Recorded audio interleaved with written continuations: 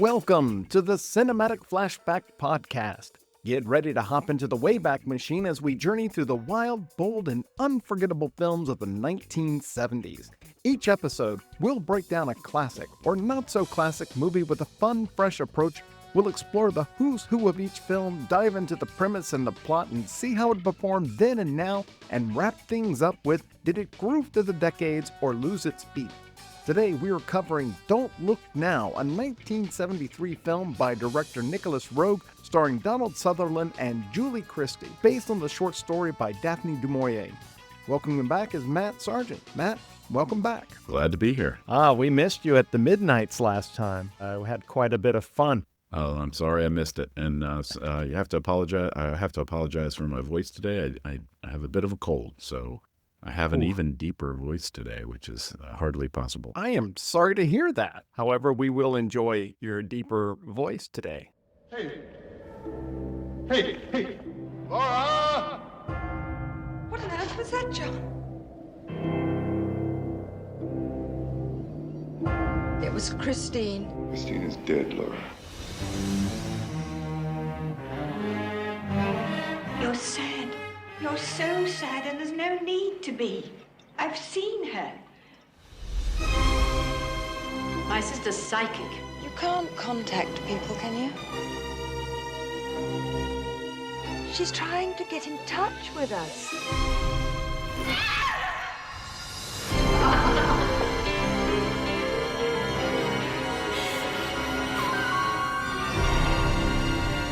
She's trying to warn us.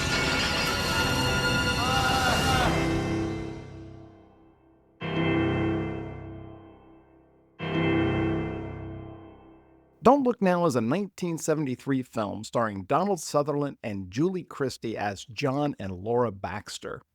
They are supported by Hilary Mason and Kalia Matana as the two sisters. The film was directed by Nicolas Roeg, music composed by Pino Donaggio, and was edited by Graham Clifford. You can find this film streaming with ads free on Pluto TV, or if you'd rather rent it, you can rent it from services like Apple, Amazon, and others. Spoiler warning, if you've ever seen this film, you know it's difficult to discuss it or the elements of this film without giving too much away. In this episode, there will be spoilers. Roger Ebert said of this film that Don't Look Now remains one of the great horror masterpieces, working not with fright, which is easy, but rather with grief and fear. Matt, overall, what were your initial impressions of this film? I had never even heard of this film, so it was very new to me when I watched it, and I did watch it in kind of broken up into sections, which wasn't optimal, but then I watched it all the way through. Can you imagine going to the movie theater and just basically going, oh, I got to sit through the whole thing, and I don't have no respite. It would have been a lot different experience. I bring away a kind of a unique view since I kind of saw it twice without resolution, once without resolution, and the second time with the resolution at the end, which really was impactful because I had so many questions for both watchings. You figure that on the first watch, you're like, oh, okay, I don't really understand what's going on because I kind of started and stopped it. So then I watched it the second time, I'm just as confused until the end. I'm not sure how much other people's experience is anything more than, it's a pretty crazy movie. You should definitely see it because it'll probably be a different experience for you. So that's what I think we're going to come away with. The gamut of reactions for this film that I have seen runs the whole spectrum. Sure. Some people say, this is the scariest film I've ever seen, and I'm not in that camp. Yeah, me either. I've read people say, I was bored to tears all the way through up until the end. I might be a little bit more in that camp on my first viewing, but after others were saying that you need to watch it a second time is when I thought the film hit a lot better than it did the first time. Yeah, I would agree with that. I think we get upset when filmmakers sort of dumb everything down for us, right? And sort of spoon feed us things. A lot of movies This is not that nowadays. film. This is not that film. This film is a film where you go in and you're like, he's expecting a high level of paying attention and understanding what you're seeing. And honestly, I'm probably in the camp of I've been used to being spoon-fed so much that the first time I watched it, I was kind of like, I don't know what's going on here. I need some notes. I need a cliff notes of this thing. And I think movie viewers of the time were probably much more, this is a big event. We're going to the cinema. We're going to go see this movie. It's not just churn and burn, shoot 'em up movies. These are cinematic masterpieces being put together. And so it required a next level of attention. So in our recommendations, when we talk to people, if they're listening to this, I would say one of the things that you can really do yourself a favor on this movie is to really sit down and be prepared to pay attention on the first time. I think you'll get a lot more out of it. Matt, I want to play for you a clip of director Nicolas Roeg and what he was saying about time. We tend to believe in the familiar. We tend to say that's the definite. Mm-hmm. And of course, that's where we run into serious trouble. Time definitely has a linear sense to it. Yeah. But I don't believe it. I believe it's lateral. This film made me unsettled the first time I watched it, and I didn't really understand why. And that's because I did not realize that Nicolas Roeg was playing with time. And the movie is told more or less linearly, but there are elements of the film that are out of place. And that created for me a sense of not really sure where I was the first time I watched the film. On the second viewing, knowing that, a lot of things started to make sense to me. And it reminded me of The Sixth Sense with Bruce Willis, where the first time you watch the film, you really don't know what's going on. And then the last 5 minutes of the film changes your entire perception of the movie. And then you can go back and watch it again, and you enjoy it from a different aspect because now you're starting to see how all the elements begin to weave together. And I believe that Don't Look Now also shares that same characteristic. I have to agree with you 100%. And even more strangely for me is I didn't watch the whole thing through the first time. I watched it in sections, and I didn't get all the way through. And then I said, I'm going to sit down and watch the whole thing because I am so confused. And it's so funny because if I had just watched to the end, I would have figured out what's going on in the film. And that's why things don't seem to make sense and really throw you for a loop doing it. I was really kind of like, God, I don't know what's going on in this. I think it was effective because I didn't really understand that's what was happening. I mean, you always 100%. See some flashbacks in movies because it gives you backstory without having to do a bunch of exposition, right? So your main character is able to explain why they are the way they are without having to actually say the words of, and we see this in classical plays, the soliloquy, and when the actor sits there and has a long speech to the audience, those fulfilled basically what a flashback would be doing before they really understood the effectiveness of trying to stage a flashback on the stage. They talk about this is what the person's thinking. How do you show what somebody's thinking, So to me, it was like, okay, I didn't care about the flashbacks. That didn't sort of set me off. But then everything else was like super disjoint, but I didn't really realize they were disjoint because it wasn't like he was seeing them in radically different clothing or aged. Like it's not like a flash forward where you see yourself in the future where you're very aged, but the current person is very young. It's all very near. It's all very near. So it was confusing, which was super effective because it made you feel like uncomfortable and not understand exactly what's happening. I got to keep watching. And then it started, when things started to click in, it was very satisfying. So one of the major themes of Don't Look Now is how a couple deals with grief. And at the very beginning of the film, a tragedy happens. Let's talk about that now. Sure. I would also want to tell our listeners, this is a powerful scene. And if you have children, it can be tough to watch. The film starts with the death of John and Laura Baxter's daughter, Christine, who is drowned in a pond that's on their property. No one wants to see their child hurt. Though the movie, or since you're watching the movie, it's sort of a foregone conclusion that something's going to happen to precipitate the rest of the movie. In the scene when Donald Sutherland's acting it, he clearly doesn't know that his child has died. And so you go through all of that emotional, heart-wrenching acting, which was, in my opinion, it was excellent. It was excellent acting. But he's a master, so to be expected. It sets up the rest of the movie. All throughout. Yeah. Some of the imagery established in this opening scene repeat several times in the film. Sure. I think one of the ones we definitely want to talk about is water is huge in this movie. Obviously, in this scene, they're in the English countryside, but the salient thing that happens is a drowning in water in a pond. It's raining. And when they get to Venice, virtually everything is water.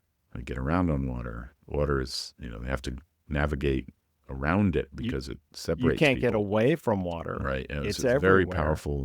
very powerful part of how that all winds through. I have a little problem with, as the movie goes forward, when parents lose a child, I think the last thing in the world they do is take the remaining child and send them off to boarding school. It didn't ring true to me. I think the first thing you would do after you lose a child is cling that other child to you, and because you want to be the protector. So sending them off to boarding school seemed a little weird, and it might have been an artifact of the movie, because later on in the movie we know that for some reason we have to draw the Julie Christie character, Laura, away from Venice. And so that's a good method to do that. But to me, I was like, I don't think that was going to happen. Yeah. I don't think any parent I've ever met, if they lost a child, would let the other child just go to boarding school, especially because he was still quite young. So one of the things that I noticed in this particular scene was just the use of sound and more like the lack of sound in some cases. Because when you see John leaving the home, there's really nothing there. And it's not until he dives into the water and comes back up that he just releases this guttural cry as he's holding Christine.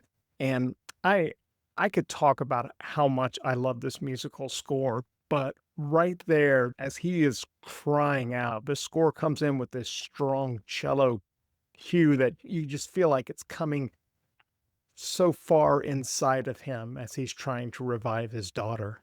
I think you're absolutely right. I mean, it sets up the tone for the rest of the film. But I mean, we've just covered the opening scene, but I think it does talk a lot about the rest of the movie. It kind of gives you the feeling and the dread and the foreboding, even though things look like they're going well on the surface and things like that. Well, one other aspect of the music that I wanted to point out was the piano piece that's playing at the very beginning. It's played as if it was played by a little child. It's a little choppy. It's very simple. And it's as if somebody was reading it for the first time as they were playing the music. Maybe this is Christine playing a song. As we go through the movie, that melody keeps coming back through the film, getting stronger and bigger and more complete, all the way up to the very final moments of the film. That's a good observation. It probably was lost on me a little bit, although I feel like it was just yet another thing that was sort of building that uncomfortable, progressing dread. We're doing movies of the 1970s here. And I think this is a great example of what was generally happening. One of the reasons we picked the 1970s is so much was happening in cinema at that time. So many changes, so much experimentation. And this movie is a good example of that, because the blurred genre. Is it a psychological thriller? Is it a horror? Is it supernatural? What is it? And there are other movies that came out, The Exorcist, and some other movies that came out later, sort of exploring some of those same things. They deal with something that movies didn't deal with a lot, which was grief and psychological issues that would go on. Laura's obviously in therapy, because we see in a scene later on where she's like, I feel like I'm cured. John, listen, I'm perfectly all right. In fact, I haven't felt as good as this in months and months. I feel really fine. I don't need pills. I'm not going crazy. I feel really great. And then you've already covered a lot of the techniques in the sound, which was amazing. And there's a lot of ambiguity, which wasn't really a thing until the 70s came along. So movies were, act 1, act 2, resolve in act 3, and everybody's happy, and they leave the theater. Okay, so now the movie shifts from England to Venice, where John is working on a church restoration. And we're also introduced to 2 additional characters who will play throughout the rest of the film, Wendy and her blind sister, Heather. And Heather has the gift of second sight. And in a bathroom, she tells Laura that she has seen their daughter, Christine, sitting between her and John. I hope you don't think us rude. Rude? Why? I mean staring at you out there. We're frightful starers, the two of us. It comes from living in the country, you know. Country people always stare more. I'm frightfully sorry. Oh, well, I didn't notice it even if you were, You've been so very don't worry. kind. Which eye is it? It's here, the left one. Well, let me help. How can you help? I can try. Oh, no. You only put Jocelyn's eye out the last time you tried poking the fowls. Perhaps I can help, do you think? Oh, that's awfully kind of you. My sister's blind, you see. You're sad. You're so sad, and there's no need to be. My sister's psychic. She wants you to know. I've seen her, and she wants you to know that she's happy. I've seen your little girl sitting between you and your husband, and she was laughing. Yes. Oh, yes, she's with you. She's with you, my dear. And she's laughing. She's wearing a shiny little Mac. Christie. Oh, but she's laughing. She's laughing. She's happy as can be. They claim to see a little girl. They claim claim to relate that everything's okay. A drowning of a young victim in a young family is fairly unusual. And then for them to move to Venice, remember those two ladies were from England as well, and they were in Venice. It could have been that they just knew. So there was some ambiguity where you're like, are these just a couple of grifters who are going to try to play a scam and get some money from, Laura and capitalize on her grief? So you're immediately suspicious. You're suspicious. Yes, you're suspicious immediately. It was like the whole scene, I'm going, no, I don't believe it. I don't believe it. Oh, so the prediction was the daughter that you recently lost, that you're absolutely grieving for, is happy and fine. Talk about a receptive audience, right? You're going to go to someone and say, the daughter that you recently drowned in your pond blames you and hates you. No one's going to say that. So the setup for that thing is you're immediately supposed to be skeptical because it's such a patent, truism that you would tell is that, oh, your poor daughter that just passed away cares about you and is happy and, all those things you want to hear. And now if just for a few more dollars, I can do a palm reading for you and tell you, what's going to happen in the future, But what I think it really shows here is that John and Laura are handling their grief differently.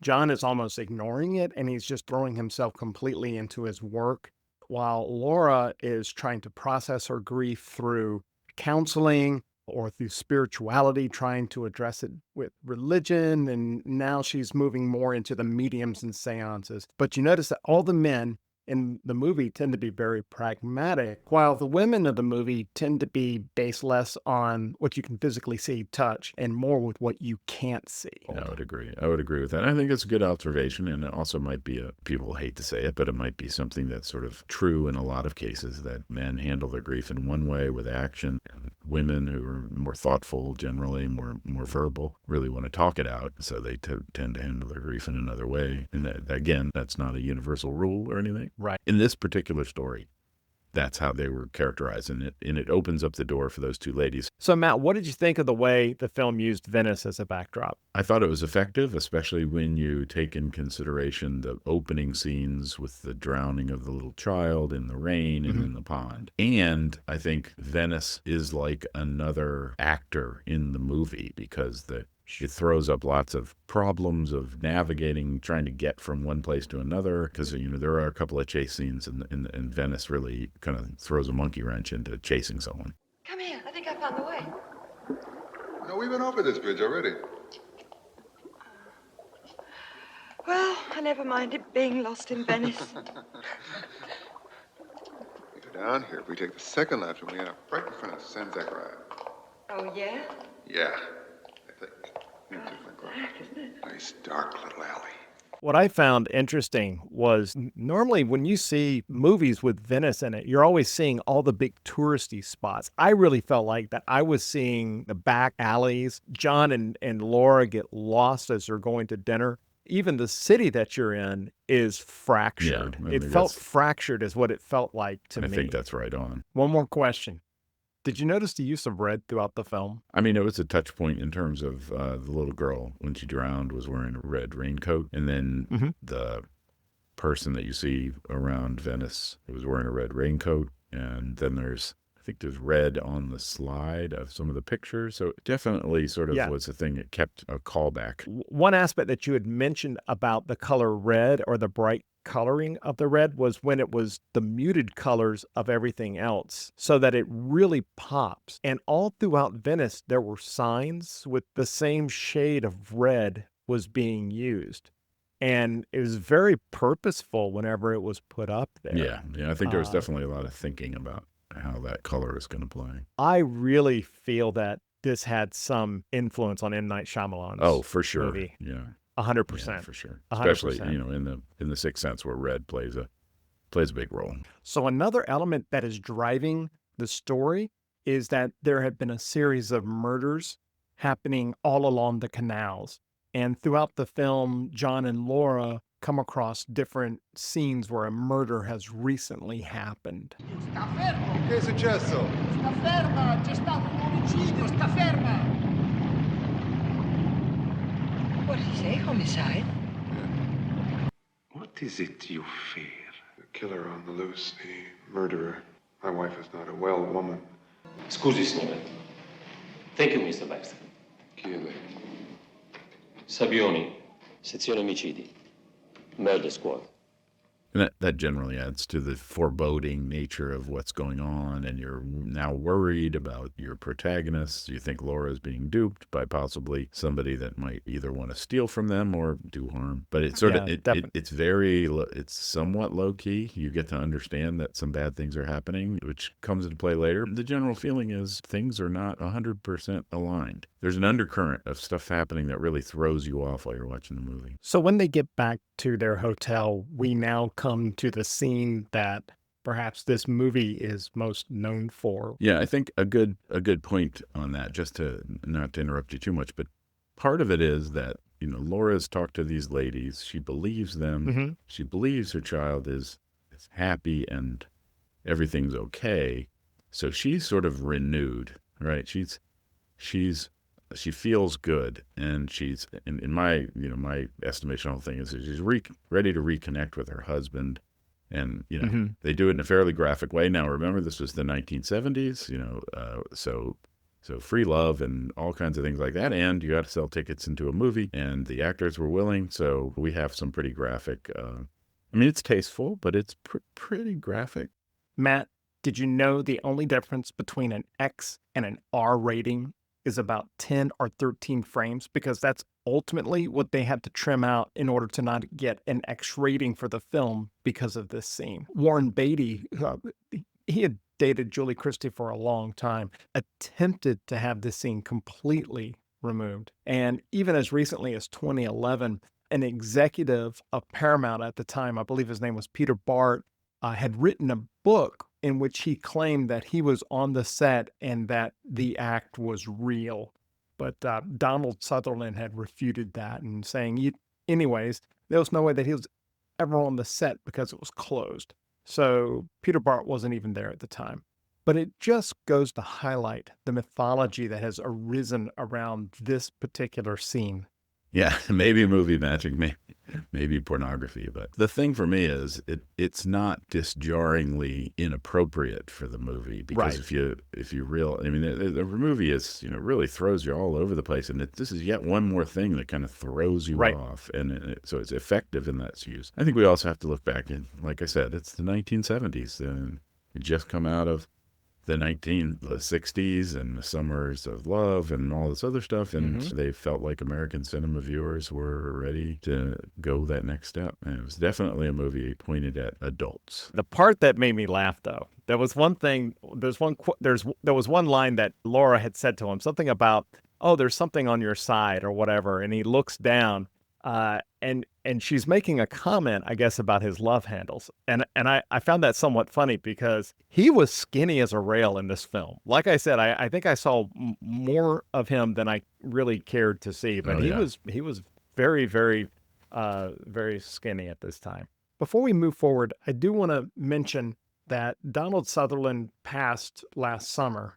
But in the 70s, he starred in over 27 films, including MASH, Start the Revolution Without Me, Kelly's Heroes, The Act of the Heart, Alex in Wonderland, Little Murders, Johnny Got His Gun, Clute, Steelyard Blues, Lady Ice, Don't Look Now, Alien Thunder, Spies, The Day of the Locust, End of the Game, 1900, Fellini's Casanova, The Eagle Has Landed, The Kentucky Fried Movie, The Disappearance, Blood Relatives, Animal House, Invasion of the Body Snatchers, The First Great Train Robbery, Murder by Decree, A Man, a Woman, and a Bank, and Bear Island. You could do an entire podcast solely on the films of Donald Sutherland. To call out to another movie, unfortunately, it was a movie in the 1980s, so we can't review it, but it was called Eye of the Needle. I don't know who his co-star was in that film, but there is a lot of, he meets a widow lady or a possible widowed lady up in the Shetland Islands, and he's a German spy, and they have a relationship, and it's very thrilling. That's a great movie, even though it's not the 1970s. And The Eye of the Needle with Donald Sutherland is fantastic, so I would recommend that. Well, I am a big, always have been a big Donald Sutherland fan. He has a real unique look about him. I think he's a wonderful actor. And definitely an actor that will be missed. Laura continues to meet with Wendy and Hillary, and against John's wishes, she goes to the sisters in an attempt to contact Christine from beyond the grave. However, Laura gets a warning that John's life is in danger. Sunday afternoon. Just finished lunch. You know something strange? John just suddenly got up and rushed down to the pond. Almost as if he knew something was going to happen. Well, it's too late. How strange. Yes, of course. What? Of course. He has the gift. Well, that's why the child was trying to talk to him. He has the gift. Even if he doesn't know it, even if he's resisting it. You can't ever contact people, can you? They all want a lot of mumbo-jumbo about ectoplasm and holding hands. Second sight is a gift from the good Lord who sees all things. And I consider it an impertinence to call his creatures back from rest for our entertainment. Wouldn't be for my entertainment.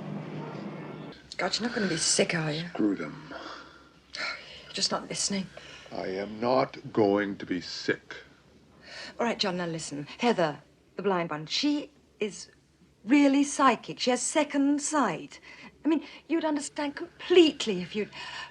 Today, when I was there, she went into the most incredible trance. Really, Concentrate. Absolutely... Now, John. Yes? She said that your life is in danger while you're in Venice. She kept on and on and on saying it. I am going to be sick. I've never been to a seance, but my guess is they're meant to sort of weird you out and be weird. And this one fits the bill on those. I mean, it definitely looked like it was a full body experience for the ladies. And I think, again, this film is showing you that, hey, the way that the seances are happening with these ladies are nothing like it. But what they learn is they learn that Christine has actually been there to warn that John is in danger and that he needs to get out of Venice as quickly as possible. Right. And Laura gets this information, and then she basically starts off on, we need to leave. John doesn't necessarily want to leave because he could take some time off, but it's not going to be until like the weekend before he can do anything. And that night they get a call from Johnny's boarding school saying that Johnny has been injured and they need to come home. And I think earlier when you said, well, why would you send someone to boarding school? I think this is the whole reason why they sent him to boarding school. Yeah, I think it was a little bit of a device to get Laura away from John. Whenever we watch these movies back in the 1970s, we lived through it. So we understand that you didn't just have a cell phone in your pocket and you could just pick it up and call the person wherever they were, maybe even on a plane. So it was a long period of time before there was any hope of communicating with Laura in England. So during that time that Laura's incommunicado, something very big happens. John returns to the church where he starts to look at some of the mosaic they'll be replacing.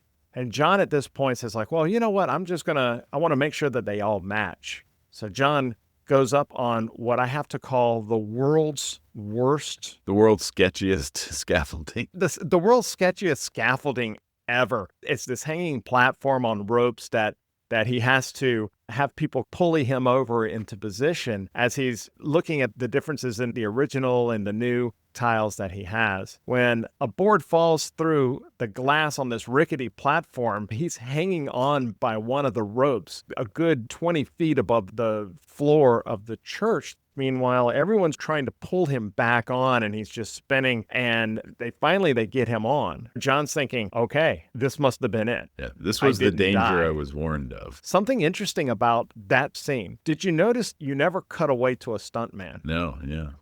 So the stuntman said, no, I'm not doing that. You don't have the proper insurance set up, because that's not just a floor. That's the marble flooring of the church at the very bottom. An unforgiving surface. And the way they shot it, the floor is in focus all the time. So you couldn't put a big mat down there. So Donald Sutherland said, I'll do this. And they wired him up with a rigging that they use in stage productions to fly. It's called a Kirby wire. Yeah. And you probably know all of this from your days. Well, I remember them, but I do know that they did that because he is actually holding a rope, but they use the Kirby wire just in case he actually loses grip, which is highly likely. And so later, Stuntman, they were talking about this film, and he said, you were wearing a Kirby wire. He was surprised. He said, because they kept spinning you around. Kirby wires break when you do that. The actor was actually really in danger. It's a great scene. It's definitely it's a very exciting scene in the movie, and one of the reasons why this movie is so great, because it builds up to a lot of stress. This happens, and really for a good long time, you're like, is he going to be able to hold on long enough for them to start swinging him over so they can grab him? Nobody can really get him. You're on edge. Yeah. You're on edge. So right after this, there are like three things that happen. Number one, the bishop tells him, my dad, he died in a fall. It's like, oh, okay, great. Didn't need to know that, but thank you. The second thing is that while the bishop and John are walking beside the canal, they come across another homicide scene. And the third thing that happens is that John is on the Grand Canal, and suddenly he sees Laura and Heather and Wendy on another boat heading in another direction. He only gets a glimpse. It's a glimpse, and John is like absolutely confused, as if, wait a minute, is my wife back? Did she miss her flight? Why is she with the two ladies? So there's a lot of time spent now where John is trying to locate Heather and Wendy and possibly his wife. He goes back to the hotel that they were staying at to see if Laura had come back there. He eventually goes to the police. He gets sketches. He's trying to retrace his steps to find out where the sisters were living. And then John makes a call to the boarding school to check in on Johnny, and he is shocked when the headmaster hands the phone over to his wife, Laura. Right, and I will also point out, as an audience member watching the film, you're absolutely convinced that was Laura on that boat and the two ladies. There's no doubt in our minds. No doubt. What he saw was the wife and the two ladies. So once he's talking to Laura at the boarding school, you're just discombobulated at this point, going, "What is this guy losing his mind? What's happening?" So now we have Laura, who's on her way back, and John, trying to correct his mistake, goes back to the police station where he finds that Heather has been arrested and she's in holding. Heather is released to John, who takes her back to her apartment where they find Wendy is already there. Heather goes into some kind of trance, and Wendy ushers John out very quickly. They found your wife then? Yes, with the killings and... He's explained everything to me. Have we a drop of whiskey to offer Mr. Baxter? You will stay a minute, won't you? Yes. There's the miniatures we got for Jessie. Well, Laura's been playing wearing them it, all then day I think long. that I had better be Let going. Mr. Baxter be off, Wendy. Wait! Is there anything I can do? No, Can I help you? Quite all right. Goodbye, Mr. Baxter. That'll be all right. Ah! Ah! Ah! Ah! Ah! Wait!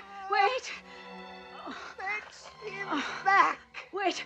Please, let him not go! Matt, this is one of the points of the story where time didn't quite make a lot of sense to me, because I felt that Laura got back to Venice very, very quickly. In fact, she is arriving at the hotel where Heather and Wendy are staying just moments after John has just left. And as John is leaving, he sees a little girl wearing a red rain jacket, and he starts to follow after her. And Laura comes out, and now she's following after John. So, I think it leads us to a big culmination. And I don't know if we want to share that. It's okay. It's okay. I'm a friend. I won't hurt you. Come on. Darlings. Matt, I couldn't spoil the end of The Sixth Sense, and I don't really want to spoil the end of Don't Look Now. Yeah. So a great movie, in my opinion. Did Don't Look Now groove through the ages, or did it lose its beat?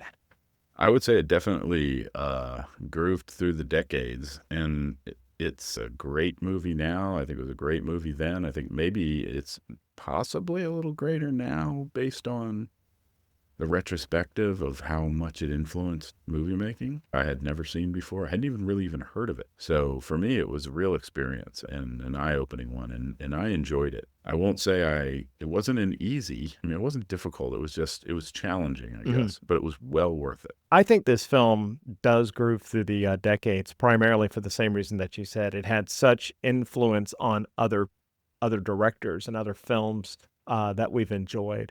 I know we talked about M. Night Shyamalan, and although I never saw a direct influence referenced by him, I did see influences by Chris Nolan on his movie Memento. He has accredited Nicolas Roeg in this film for some of the influences that it had on his movie making. So again, I don't think this is going to be a film that's going to be one on my regular rotation. I think it's a little too heavy for that. Once we're done watching, this will be a film that I do recommend to people.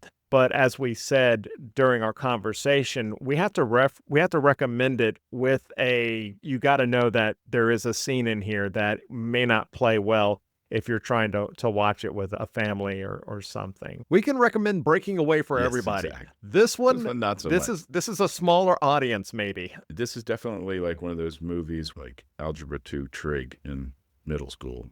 You definitely need to take it, but you probably don't want to go to retake it. It's important for your film education. It possibly isn't one that you want to go back and see again. Although if someone wanted to see it, like someone said, oh yeah, will you watch it with me? I would watch it again for sure. But I'd be hard pressed to sit there and not go, ooh, got to pay attention to this. The experience for somebody who hasn't seen The Sixth Sense before, and you're going with somebody who has seen The Sixth Sense before, you're keenly aware that they're looking at you to see what is your reaction to this the entire time.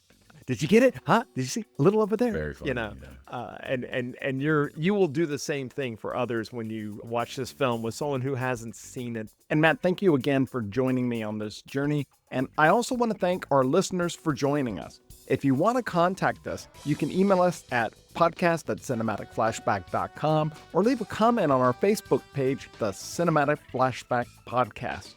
Also, we are trying to build this show, and we would deeply appreciate a review on the platform you are listening to. If you enjoyed the show, please give us a 5-star review so we can reach more listeners. So join us next time as we take the Wayback Machine to the 70s to explore another film from that decade.